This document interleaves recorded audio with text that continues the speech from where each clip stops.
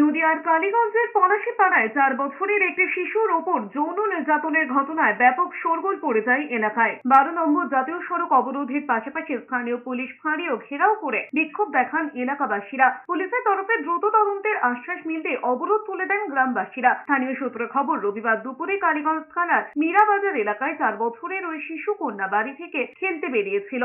সেই সময় কয়েকজন যুবক শিশুটিকে একটি নির্মীয়মান বাড়িতে নিয়ে গিয়ে যৌন নির্যাতন চালায় বলেই অভিযোগ। শিশুর চিৎকারে লোকজন ছুটে এলে অভিযুক্তরা এলাকা ছেড়ে চম্পট দেয়। অভিযুক্তদের খোঁজে তল্লাশি শুরু করেছে পুলিশ। আমার মেয়েটার এরকম ভাবে অত্যাচার করেছে, ছোট্ট বাচ্চা মেয়ে। ওখানে আমাদের ঘর হচ্ছে, আজকে নতুন ঢালাই হচ্ছিল, তো আমার মেয়েটা দেখতে গিয়েছিল। দেখতে যাওয়ার পর ওখানে খেলা করার পর ওখানে 4খানা ছেলে ছিল, বলছে পাবজি খেলছিল, পাবজি খেলবে বলে ওকে ডাকলো বাচ্চা মেয়েটাকে ডেকে বললো যে এখানে বস। ওকে বসেই ওকে চুপ করে তুলে নিয়ে গেল, একটা ঘরের মধ্যে নিয়ে গেল, ঘরের ভেতরে।